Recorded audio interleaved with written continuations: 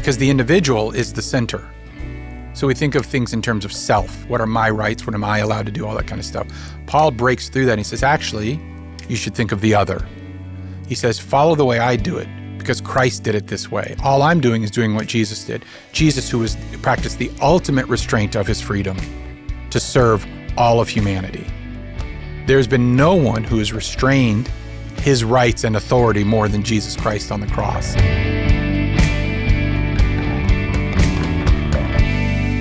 Today, we're going into chapter 10 of 1 Corinthians. This whole series has been dubbed A Church in Crisis, and we've got a lot of things that they're asking Paul about. Paul's writing to them. And this next passage that we're looking at today is kind of finishing up his thought on just kind of this larger conversation. So there's been this larger conversation about the biggest conversation actually starts around chapter 4. So if you break the book up or the letter up, there's kind of 1 through 3 where Paul is dealing essentially with his apostolic authority. We know that there's some sloganal kind of celebrity divisions in the church, like I follow this guy, I follow this guy, I follow this guy. And so Paul is saying, hey, let me just talk to you because I'm the apostle that you should be listening to. I'm the apostle who founded the church. And then he goes on these examples of how they are not as right as they think they are and how they are using, in a lot of ways, their spiritual liberty, their freedom to actually abuse each other. And so he talks about sexual immorality. We dealt with that in chapters 5 and then again in 6 and 7. But one theme that has come up consistently is what do you do? It's like a very applied reality. And it's interesting because it's not one that we deal with. In other words, what do you do with food that's been sacrificed to idols? Very specific, right? It's very culturally specific. And so what we try to do, you can go back and review the previous episodes, is to try to kind of pull it up culturally and to show how there are some key things we need to understand about differences in faith and what someone is convicted about, to use sort of a modern term, convicted about or not convicted about. And when does your freedom cross my discipleship? Like when do those interact with each other? And so he's used this fairly, what we, I think in the 21st century, look at fairly innocuous issue of the meat that you eat, whether or not you should eat a certain type of meat. And he really brings up how even something as seemingly innocent or benign as that demonstrates a lot about what you think about other people, what you think about other Christians, and how far are you willing to push your freedom at the expense of somebody else. So 10, he really sort of now gets to it and he starts to sort of put his final bow or his final little signature on all of it. So, see, I'm just concerned about how many grams of protein are true. in the meat. Yeah. But now you're telling me I got to worry about whether it's been offered to so now, idols. and we don't put that on labels, right? So it'll say like farm raised, GMO, no bovine growth hormones, not sacrificed to Dionysus. Yeah, exactly. Like we should be asking for that. Yeah, when this meat was sacrificed, who was it sacrificed to? Yeah. Capitalism. FDA's got to get on that. Oh, do you see what I did there? Oh, is that Little right? social commentary. Yeah, so nice. yeah. So Perfect. So let's dive right in. yeah, let's dive right in. So Let's move on in. we're gonna get to. Hey, don't have a cow about it. Okay, I'll just. I don't want there to be beef between us. Okay, I'm done. You sure? Yeah. Okay. Yeah. So, briefly before we get to that section, referring again to the meat offered to idols, I read this next part of 10, well, the first part of 10, as kind of a continuation from the end of 9. Yeah. So he's talking about, at the end of 9, Paul says that I'll just cite it the way it's said. From the NIV today. The NIV. Because Miles forgot his Bible. I did forget my Bible. Yeah. Thank you for pointing that out for So all he's the viewers borrowing at a home. Bible from our lobby. Therefore, I do not run like someone running aimlessly. Do I fight like a boxer beating the air? Nor I strike a blow to... I strike a blow to my body and make it a slave so that after I've preached to others, I myself shall not be disqualified. Right. So this idea of making sure that I'm ready, I'm prepared, and that I'm not caught up in various things. And then he, in verse 10, he then kind of gives an example of what that's looked like for people in the past. Yeah, and what he's saying is he's saying, I'm not going to allow a lack of restraint to take me out of effective ministry, of effective witness. And that's really, because freedom, in a lot of ways, is the lessening of restriction, or that's what I should say. That's what we see freedom as. We see freedom as the lessening of restrictions. I can do whatever I want. Paul says, although I have the right to that freedom, I refuse to take that right because my goal is not to be free in Christ. My goal is to serve other people. And Paul understands that the goal of salvation, the goal of redemption, the goal of all those things is not to be free from constraint. Freedom in Christianity, even though people say, well, in Galatians, for freedom, Christ has set us free. Yes, for that sense, we are free from sin. Yeah, free from sin, certainly. Paul is saying, then why would I go back and shackle myself right back to it? I have been set free so that I can now accept the restraints that Christ puts on me. I voluntarily restrain my life to the service of the kingdom of God, to the service of others. And so that line about disciplining himself is as much about preparation, but it's also about restraint. The idea that one of the fundamental realities of Christian ethic, of Christian value, is restraint, is moderation, is restraint. And Paul is a massive advocate for that because it was a Jewish value. If you go back and read the Proverbs, there's tons of stuff about restraint. And so Paul brings that in as he's trying to show these non-Jewish Corinthian believers what it means to follow the one true God. And so that's what sets up, that sort of passage in 9:27. And then he hits that opening transition word, for. So he says, and here's the reason why. I don't want you to be unaware or ignorant. And Paul is going to bring that specific language piece up a couple of times. I don't want you to be unaware of what's really going on. And I think one of the little subtle things, and we'll probably come back to this when we hit 12, is that Paul is essentially saying, you can learn. There are things you don't know yet. You can learn them. But Corinthians, because of your obsession, with several chapters back with mysteries and secret wisdom and all that kind of stuff, you are actually not learning the stuff you can know, the stuff that you should know and should be focusing on. So he says, I don't want you to be unaware.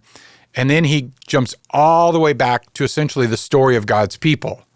So what Paul is doing is he's discipling these Corinthian believers, but he's showing them their continuity with the faith community of the Jewish people. Yeah, so there'd be Jews in Corinth. But I imagine for many of them, would this be new news for them? No, I think what Paul is doing here is to the handful of Jews that would have been in the Corinthian church, ethnic Jews, cultural Jews that would have been in the Corinthian church. His is sort of a recasting of these traditional stories. For the Gentile, for the pagan people who have come in and the Gentile believers, he is teaching them the story. So in some ways, it's for some of you, this is the first time. But for the rest of you who are quote unquote familiar with these stories, I'm going to actually show you, I'm going to recast these stories in light of the lordship of Jesus Christ, in light of Jesus, which is completely in line with Paul's own conversion. Everything he believed theologically, nothing changed. It was fulfilled in Jesus. So that's why he becomes so radically zealous for Jesus. So he says, it all passed away. He said that our fathers were all under the cloud and passed through the sea. So he's sharing the Old Testament story of the Exodus, essentially.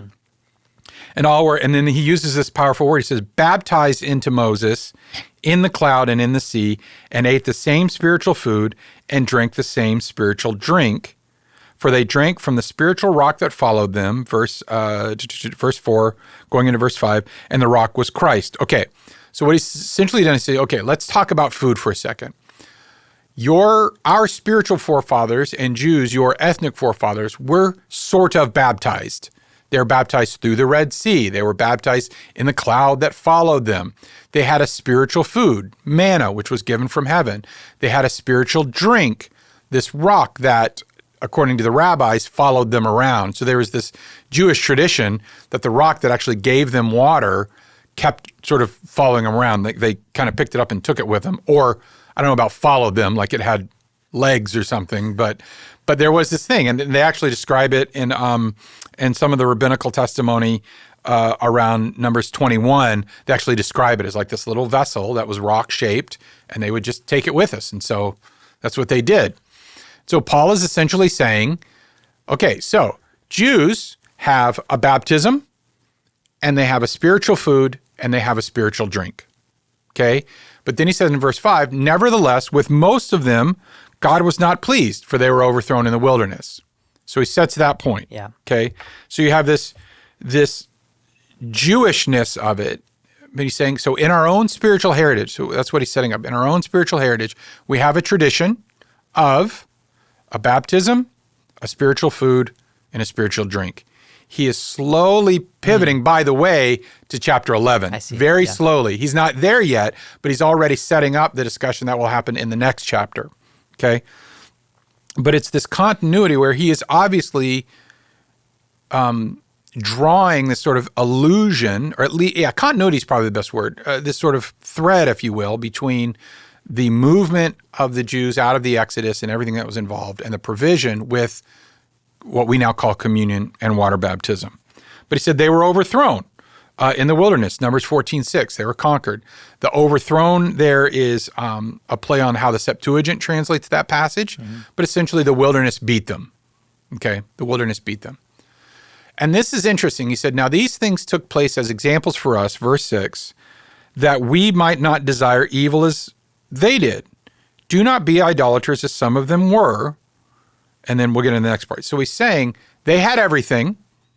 They had it exactly the way that God said it, and it still wasn't. They still weren't disciplined enough. They didn't make it. So now let's jump back and pull that thread from 9. You have to stay restrained and disciplined, because he'll make a point, we can touch on it now, just your sort of, just sort of your perfunctory or your performative engagement in ritual is not enough. Right. I desire, what is it? I desire, he says obedience, not sacrifice. Yeah, exactly.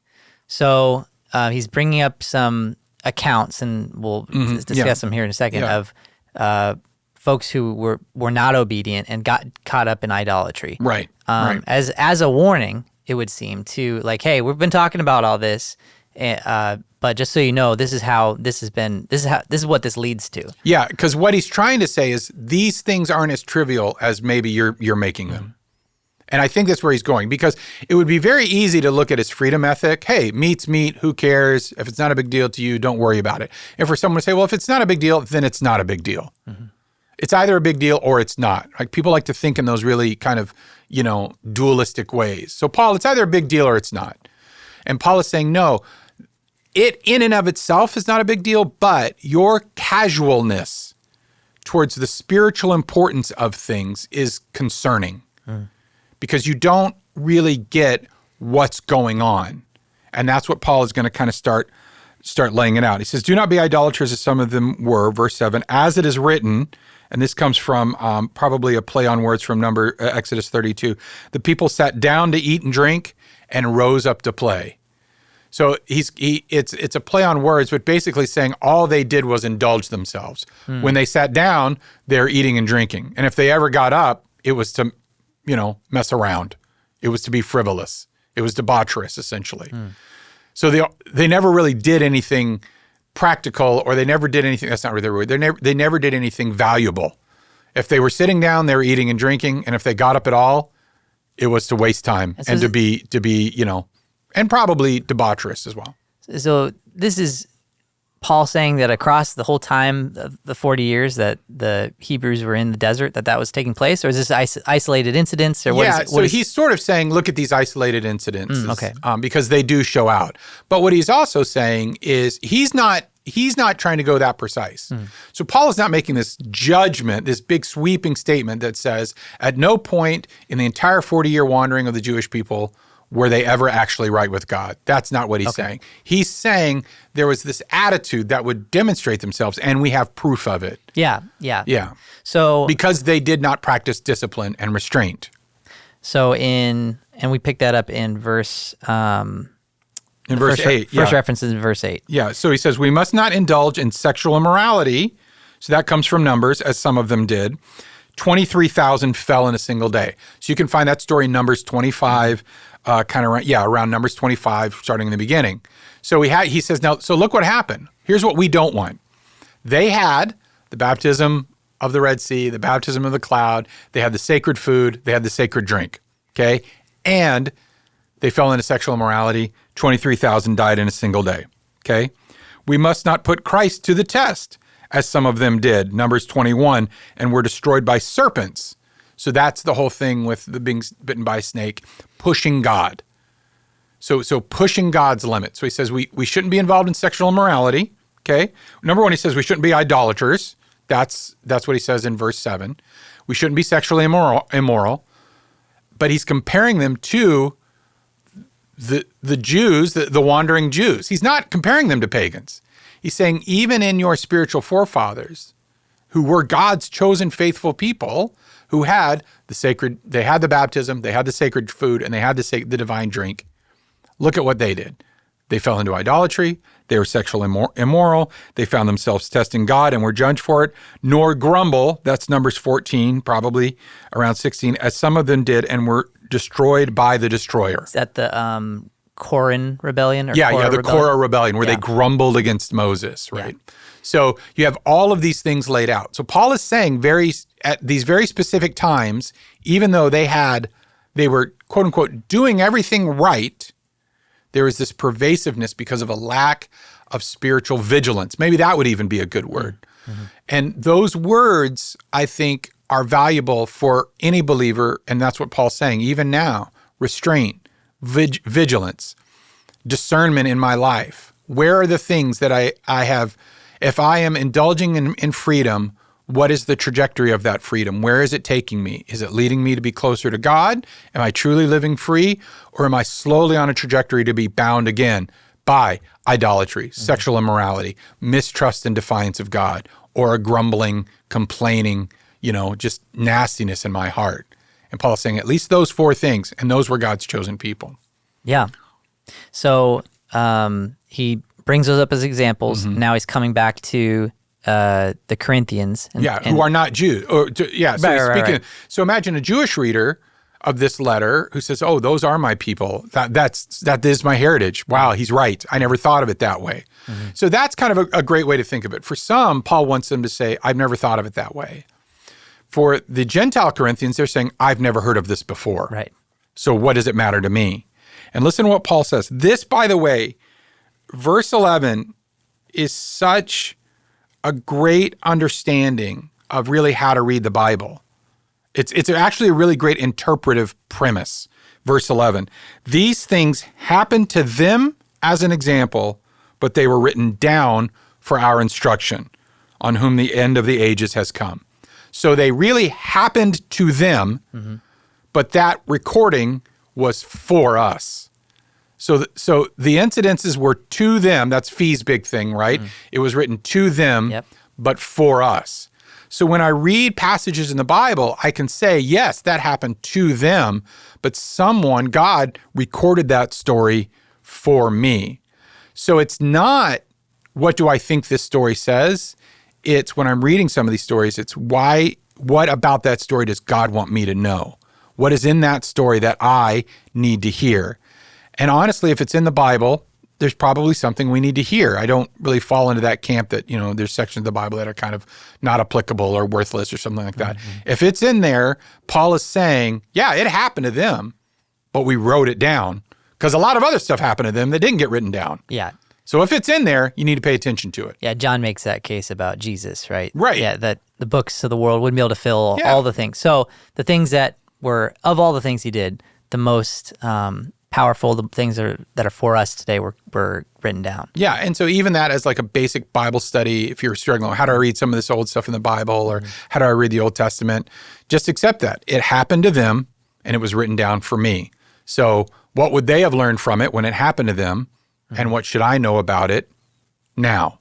And start to do that work. And Paul's bringing this up as a warning. Now for the Corinthian audience. Like, hey, all these things that we've been talking about, he's building towards, the other things he's going to discuss as well. But also, like, these things lead to death. Yeah, he's building an argument that these things matter. Mm-hmm. These little indulgences, these little freedoms, these little, intemperate moments. Also big things too, right? Like sexual immorality. Yeah, I mean, there's the big ticket stuff. Yeah. But remember, it was all governed under this idea of liberty.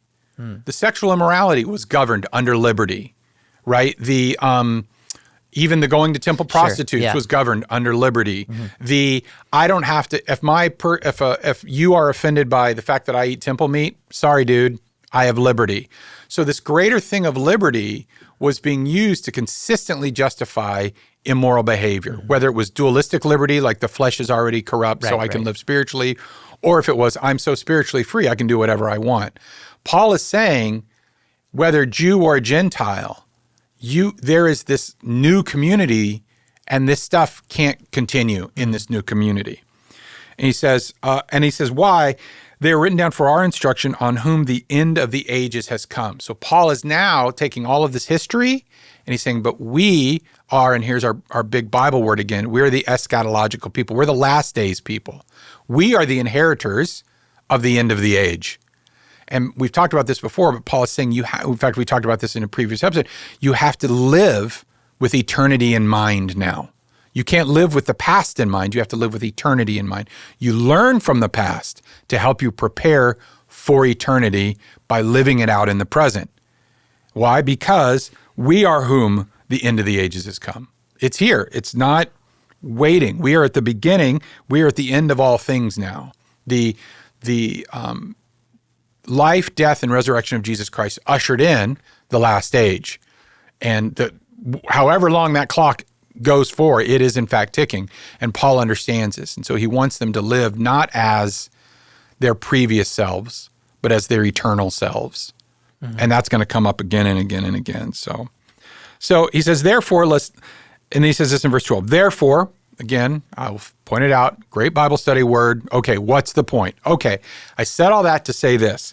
Let anyone who thinks that he stands take heed lest he fall.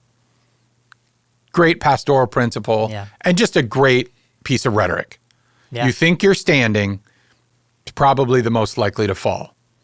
Yeah, and we would probably ask the question, what are we standing upon? Yeah. Right? Yeah. Have we built a foundation firm upon Christ, or are we building it upon something that sounds good to us? Right. Are we building it on our service of other people, or am I building my spiritual life on on the freedom that I have? Am I building it on my obligations to my brother and sister, my devotion to Christ, or am I building it on my rights as an individual? Am I building my faith on the gospel truth of Jesus Christ and the gospel as it was presented and the Bible, or am I standing on sort of the trendy whims of this particular teacher or this particular new book or whatever? What am I doing? And he says, be careful that you think you're standing, but it's actually really easy to trip you up. And how does he do that? By saying, look at what the Jews did. They thought they were standing. God himself was leading them through the wilderness. God himself gave them their food. God himself gave them their drink. God himself gave them their law.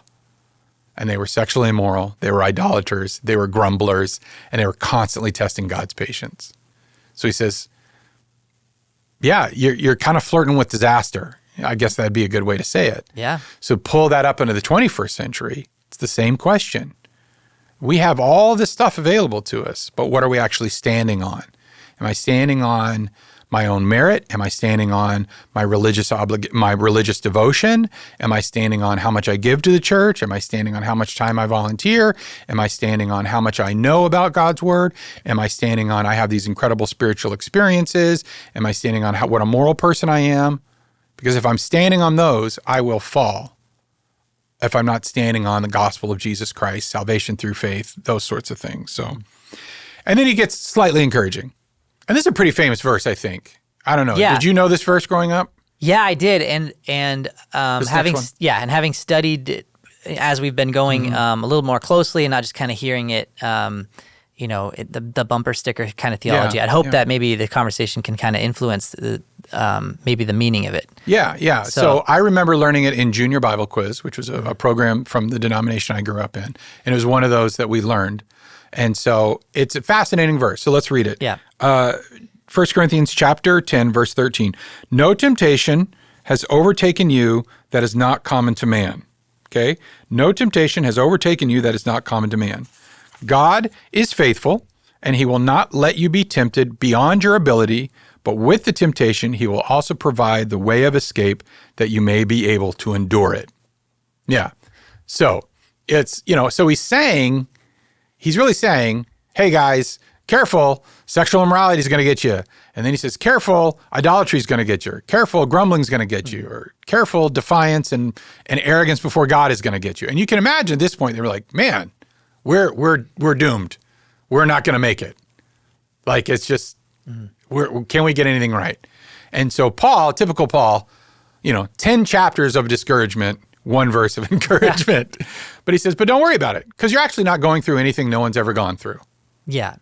There's no temptation overtaken you, such as common to man. You're not really alone. And other people have endured this, and you can too. And that's really the heart of it. And he says, why? Because God is faithful. Mm-hmm.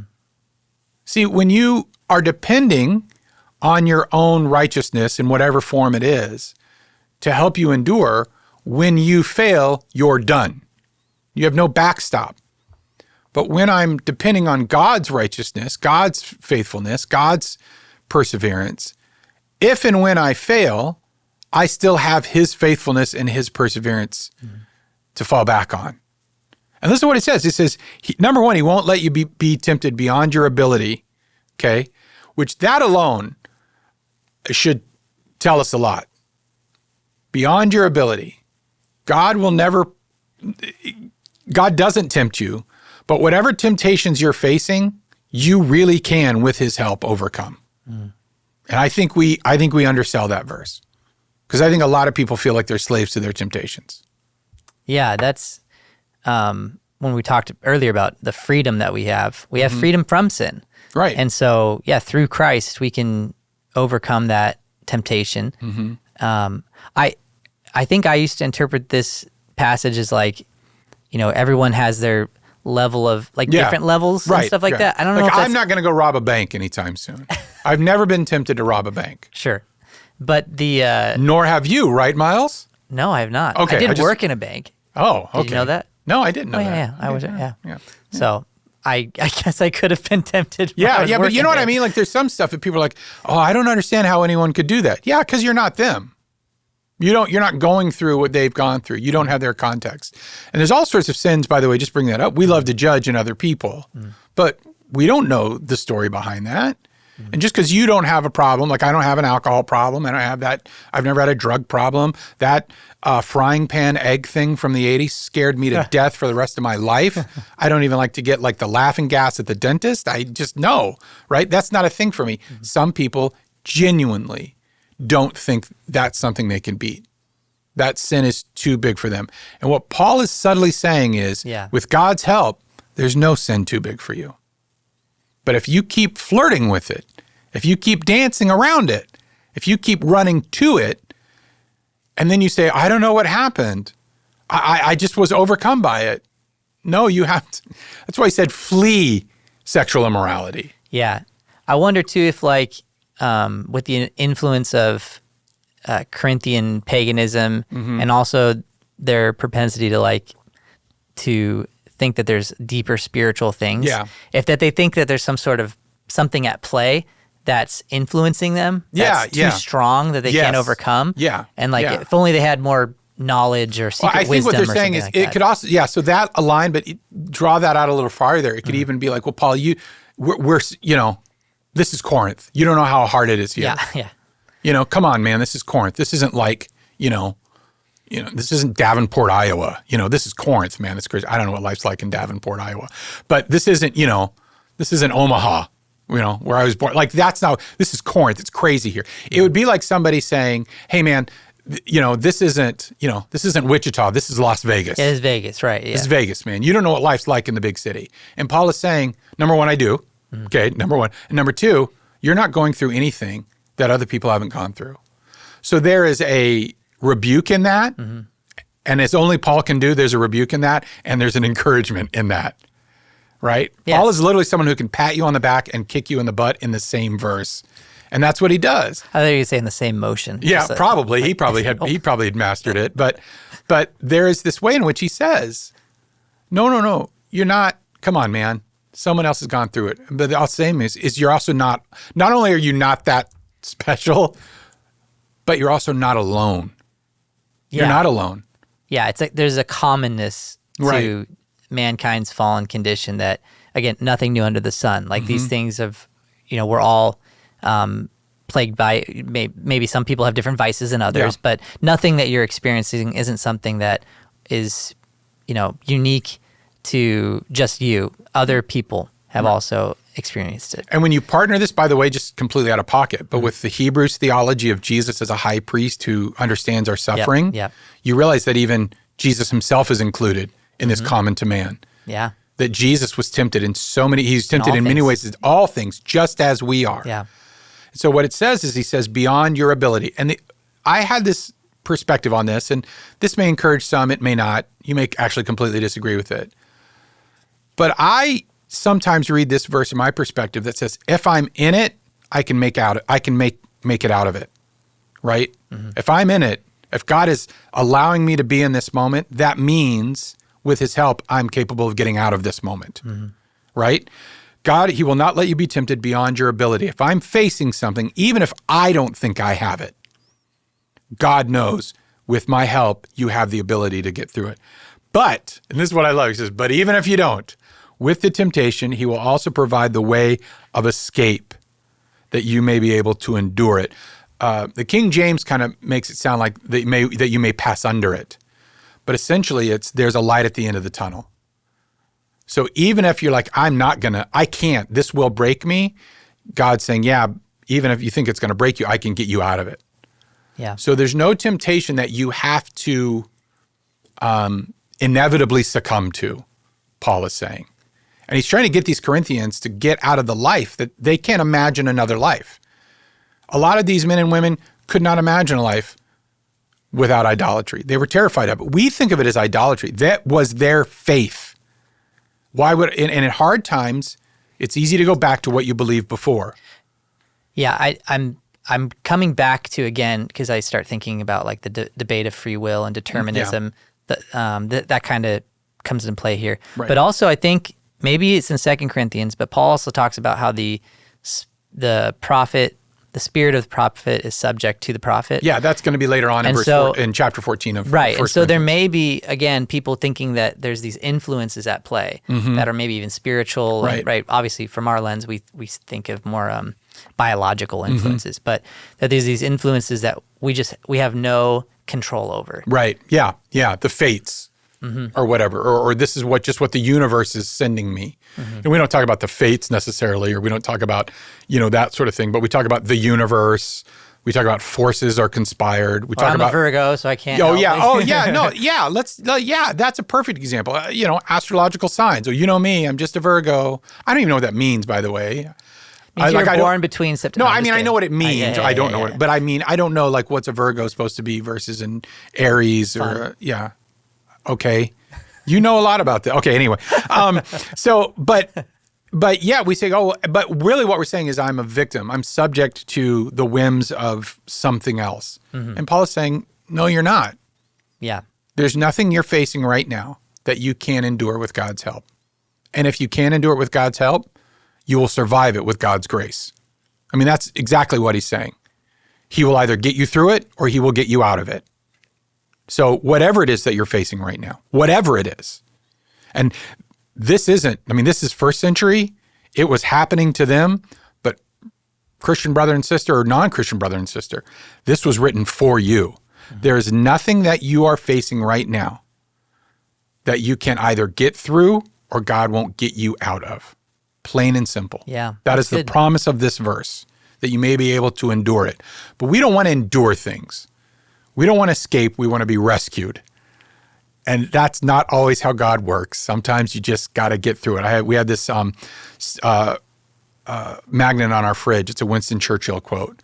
And it says this: if you're going through hell, keep going. Keep going, yeah. Because there's another side to it. And so that's what he says. So he says, okay, then, therefore, verse 14, here's what you do. Flee from idolatry. Right. So look at what he says. He says, don't face idolatry and tough it out. Yeah. Yeah. That's a, we've talked a bit about that I've been a youth pastor and spoken many times. And every February we do a sex series, talk about purity and marriage and all the things that a lot of young people are just waking up to the fact that it's important to them. Yeah. And flee sexual immorality, is a constant theme. So that was the one, in verse, in chapter, Timothy? It's in chapter 7 too, he says it when they're talking about temple prostitutes. So he says, because I have to give you this really, but then he says here, okay, so flee sexual immorality. And then he says, and flee idolatry. Don't mess with them. Yeah. Don't try to figure out how much freedom you have. Yeah, there's this was my youth pastor said this years ago, but something about like when it comes to sexual immorality, and this is talking about idolatry too, but imagine being in the ring. Like there's you're a boxer and your opponent is this temptation and thing. Right. Don't stay in the ring. Yeah. Like you're not going to win. You're not going to defeat it. Get out of there. No.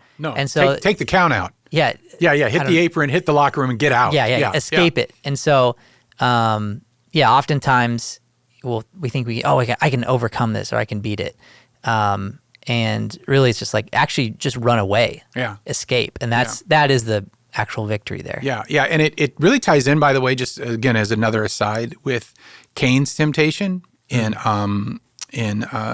Genesis 4, because God tells Cain, sin is crouching at your door, waiting to master you. You have to make the decision now. And the idea, I love that visual, that that sort of visualization of sin is like this raving predatory beast, and don't get in a fight with it. It's like I don't know. I was. You see these clips like on YouTube or whatever, and it's like, hey, are these guys that like punch the kangaroos? Have you seen these guys that like get in fights with the kangaroos? I don't know why your algorithm on is YouTube? putting kangaroo. I don't know. We don't either. But it's like, why? Don't see if you can get away with it. You gotta run. To be honest, I saw someone trying to like feed chips to a grizzly bear. Yeah, or something it's like that. What on earth are you thinking? Yeah. So Paul is in this instance saying, and idolatry, believe it or not, is that dangerous. Now that's interesting. Yep. Because sexual immorality, that's gonna, it's gonna ruin my life. It's gonna ruin my marriage. I could get a horrible disease. Well, come on. And this is his argument. Think about the Corinthians argument. Paul, you told us these idols weren't even real. So what does it matter if we eat the food or not? What does it matter if we hang out with our friends at the temple? What does it matter? They're not real. So look at what Paul does. He says this, I speak to you as sensible people, which is ironic because, anyway, judge for yourselves what I say. He has yet to actually talk to them like they're sensible people. But anyway, kudos to him for trying. He goes, but what he's saying is think about it logically, guys, okay? The cup of blessing that we bless, is it not a participation? I want to highlight that word. Is it not a fellowship with the blood of Christ? This word is koinonia, which we know if you've been around church at any point, someone's brought up the word koinonia. It's the name of your small groups. It may be the name of your church. It's an incredibly popular Greek word, okay? Koinonia, and it means fellowship. Okay, so he says, the cup of blessing that we bless, is it not a fellowship in the blood of Christ? The bread that we break, is it not a fellowship in the body of Christ? Because there is one bread, we who are many are one body, for we all partake of the one bread. In other words, because we all participate, we all fellowship in the food. What he's essentially is in this sacred meal. Because we all participate in this beautiful meal of the blood and the bread, which is the wine and the bread, the blood and the body and the wine and the bread, because it makes us one. We are all one together, and we are one with Christ because we share this. And he says that's the Christian perspective. The Jewish perspective, verse 18, consider the people of Israel. Are not those who eat the sacrifice participants? Do they not fellowship with the altar? So the Christian perspective is we have this unexplainable spiritual unity with Jesus, not because we don't believe in that sacramental effort of the body and the blood, although some traditions listening might, but at least from our perspective. But it's just there is a unity with Christ and with each other tied over this common meal that we now call communion. He says the Jews were the same way. They had participation with the redemption that their one true God was bringing because they would then consume the same sacrifice they offered to him. Right. So participation with the divine through the physical act. Yeah, we're talking about the people of Israel when for forgiveness of sin, they brought sin offerings. Right. And so those... Passover too would be the one. So they sacrifice lamb and then they eat it as a family. Yeah. And so... so that's what we're referring to. So then he says this. What do I imply then? Verse 8:19, that food offers to idols is anything, or that an idol is anything? So what is he saying? Wait, Paul, you told us that idols were nothing. Are you now trying to say that idols are the same thing as God? They're the same thing as the one true God? That they're the same thing as Christ? No, verse 20. I imply that what pagans sacrifice, and this is massive, they offer to demons and not to God. I do not want you to be, look at the word, participants. I don't want you to be in fellowship with the demonic. You cannot, and here is the principle. Here's sort of your pastoral principle here. You cannot drink the cup of the Lord and the cup of demons. So he's saying is you need to be more aware of what's actually going on when you flirt with your old pagan lifestyle. You say you have freedom and that it doesn't do anything to you because we don't worship those gods. But he says, I'm going to let you in on a little secret. Something's at play there. And the longer you stay around it, it's not that it can take you down. You're basically hanging out with it.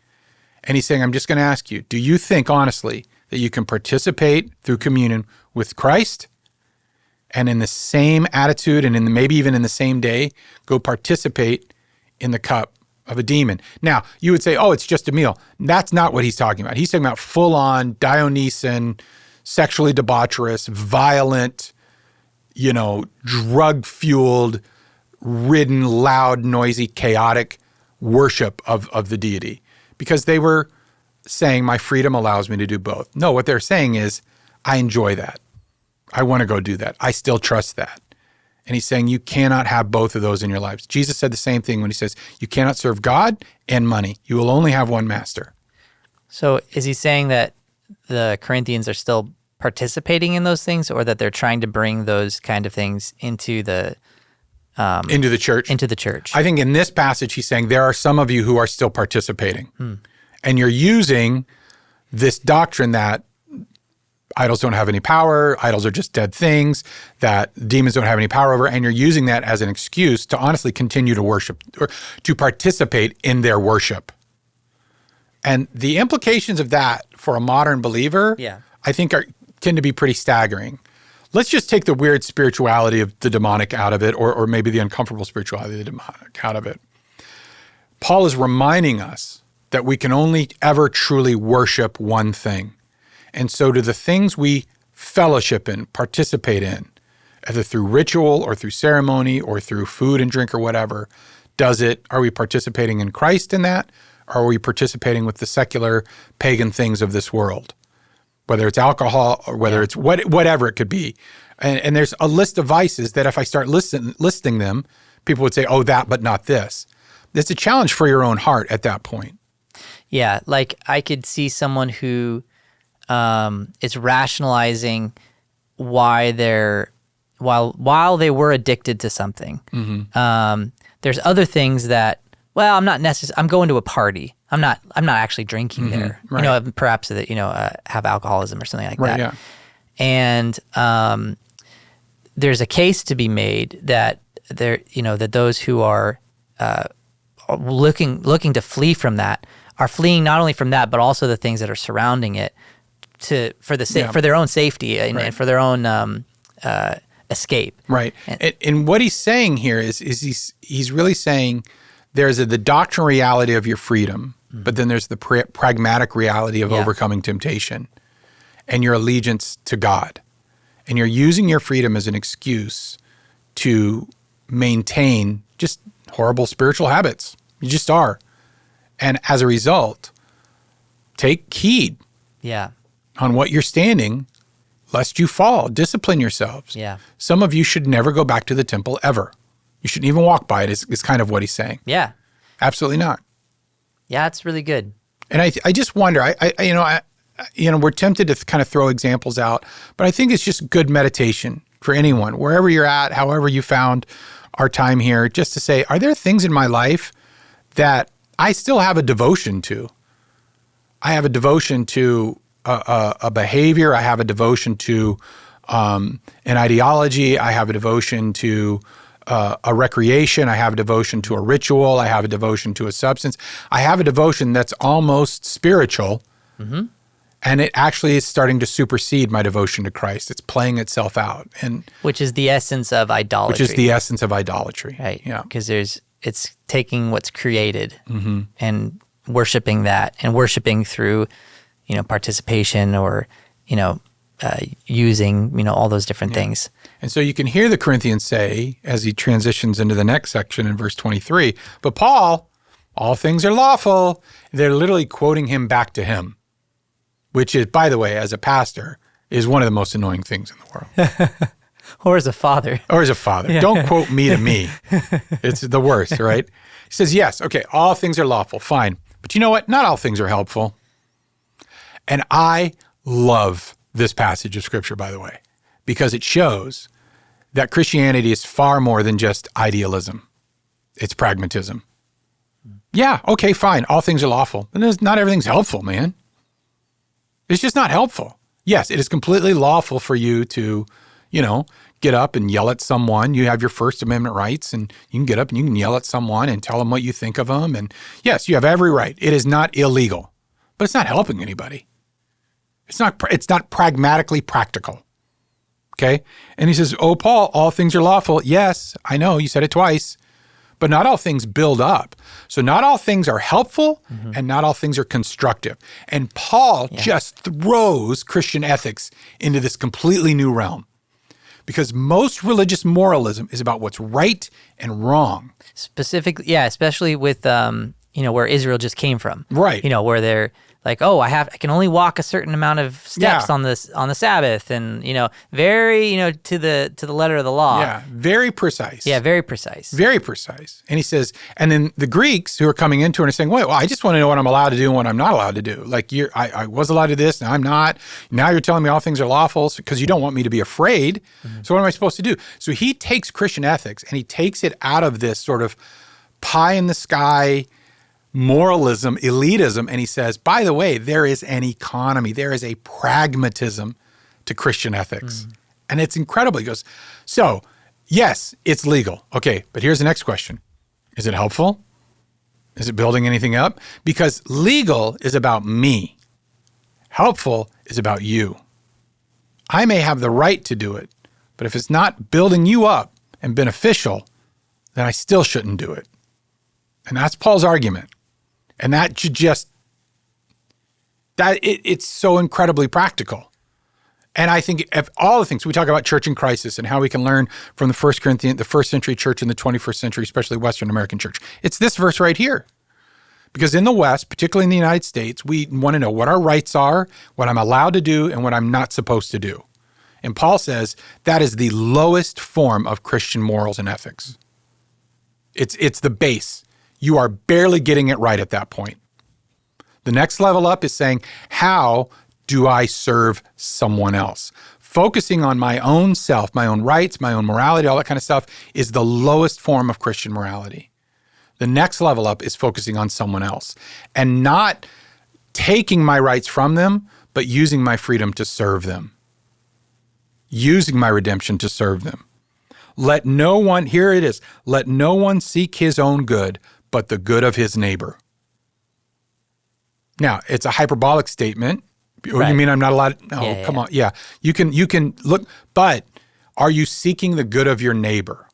And that sounds a lot like Jesus, love your neighbor as yourself. So that's sort of Paul's version of that. That's intense. What am I supposed to do? Don't just seek the good of your neighbor, right? What should I do about seek the good of your neighbor? How should I what resolutions or levies or ordinances in my city should I vote on? Don't seek your own good. Seek the good of your neighbor. Now, okay, Brian, it sounds like you want me to be a chump. Sounds like you want to let people take my rights away from me. I wouldn't say that. I'm just saying seek the good of his neighbor. So what does that look like? And he gets so practical. Eat whatever is sold in the meat market without raising any question on the ground of conscience. So there you go. Carnivores live in liberty. Perfect. Yeah. We need our protein. You got to get those protein. Yeah. It literally says eat whatever is sold, the amount of grams based on your ideal weight. I think that's actually in the Greek there, without raising any question on the ground of conscience. What he's saying is when you go to the meat market, don't lose your mind. Just go get the food, and leave. Now, notice he's not saying go to the temple. He's saying go to the meat market. If you're going to the temple to get your meat, that means you're participating in the temple. You see it's a subtle difference, but it's massive. You may have freedom to eat temple meat, but for the good of your brother's conscience, don't go to the temple to get it. Go to the meat market to get it. Okay? For the earth is the Lord's and the fullness thereof, which is actually a Jewish blessing, which is crazy because it comes from the 24th Psalm, and it was the blessing that Jews would often use when they were blessing their food. Mm-hmm. So Paul is literally using a Jewish blessing to give freedom about eating anything you want, which there's a little irony to that. But if one of the unbelievers, not a fellow person in the church, but one of the unbelievers invites you to dinner and you're disposed to go, in other words, and you feel like going, that's for introverts right there. Yeah. Eat whatever's set before you without raising any question on the ground of conscience. Don't make a big deal out of it. I can't do this. I'm such and such. Oh, I can't. In other words, what he's saying is don't go in there acting like you're too good. But if someone says, by the way, this has been offered in sacrifice, now you do. Now you should say no, thank you. You just should, because now you know. Mm-hmm. And it says, for the sake of the one who informed you, not for your own spiritual purity, but for their spiritual health. And I think that's pretty wild. Not because it would make you impure, but it could just disrupt them by either unintentionally endorsing it or anything like that. But just say, no, I appreciate it, but no, that's not what I do. That's how you're moving now into this new community. That's the distinction. I do not mean your conscience, verse 29, but his. For why should my liberty be determined by someone else's conscience? That sounds like a defiant question. Yeah. Why should my liberty... See, that's how an American honestly would read it. Whoa, why should my liberty be defined by your conscience? I think Paul is saying, should my liberty? Why is it important that my liberty be moderated by someone else's conscience? Why does it matter?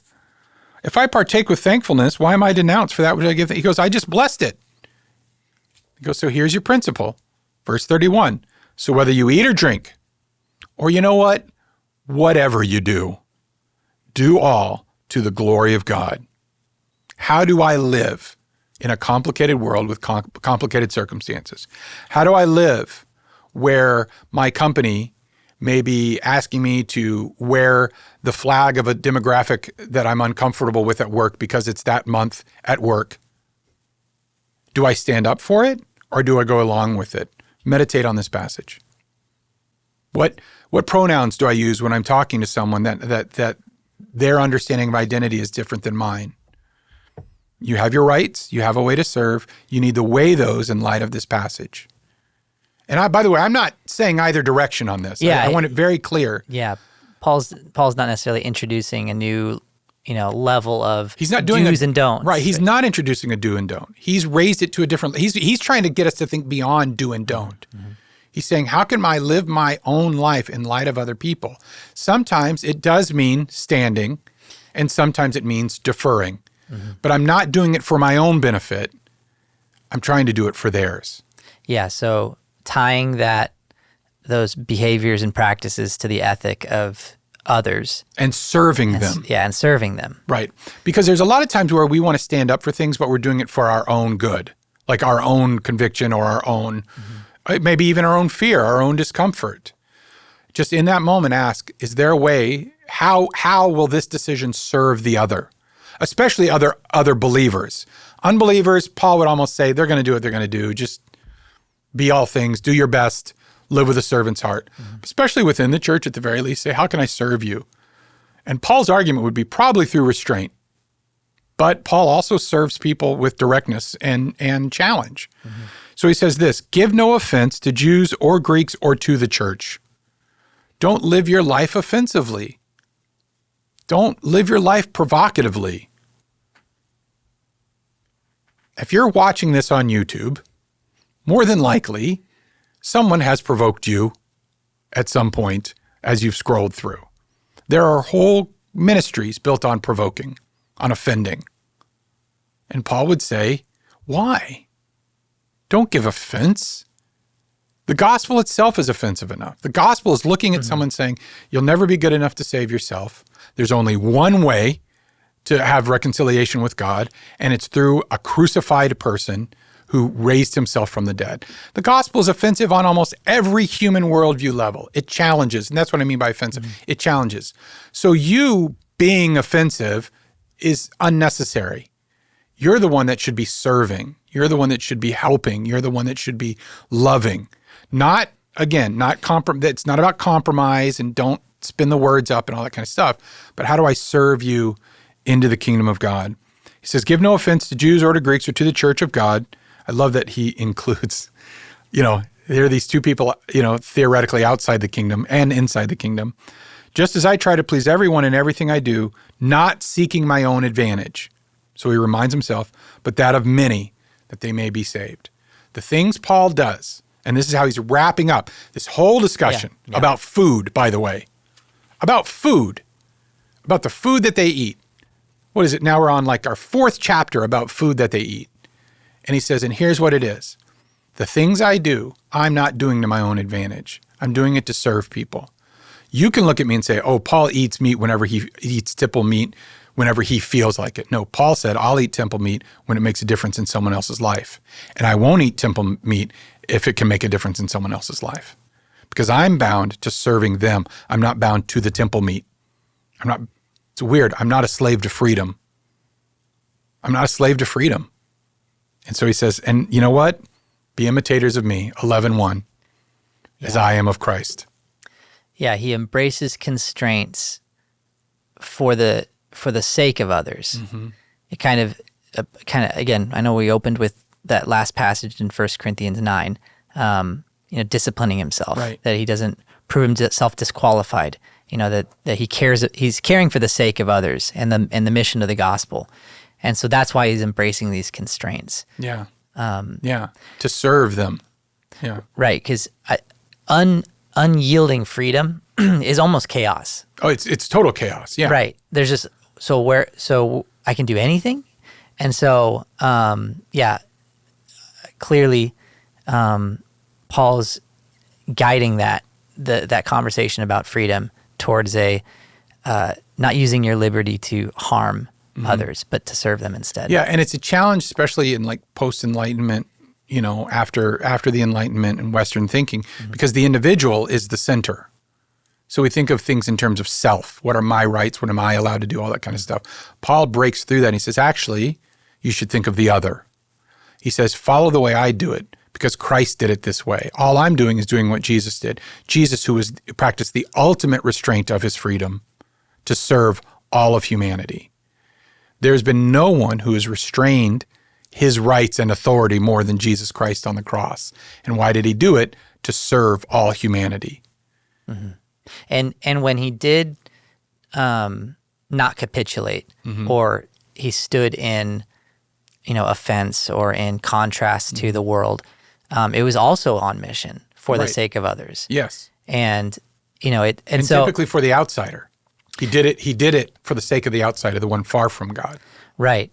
So it's a great, because again, Paul's not creating a list of do's and don'ts. No. He's actually encouraging them to be sensible, right, prudent, and I know he's not necessarily making this argument right now, but I think spirit-led would be probably applicable. Discerning would be another one, because he's going to bring up the discerning in spirit language, so that prudent, discerning, judge, but thinking of things on a different ethical level rather than just do's and don'ts, which is what Jesus challenged us to do. So he's really building on that. He's coming at it from more of a Greco-Roman philosophical construct rather than Jesus' Jewish rabbinical construct of living beyond just pure base ethics, but it's exactly the same thing. More than, it's lawful, but your new ethic is it beneficial? Is it helpful? Does it serve? And it's a compelling challenge, I think. Yeah. Well, perfect. I think we'll wrap it up right there. Thank you for this engaging conversation, and thank you for joining us. Please take a second to like and subscribe for notifications, follow us on social media, and share this conversation with friends. Make sure to leave a 5-star review on your podcast app so others can find us. Dr. Brian Jenkins, thank you. I'm sorry. Thanks. Yeah, you're welcome. I thought we were done already. No, we got the outro too. Oh yeah, you did a great job. Do you want me to hit that again? One more No, time? let's just close it like this. Okay.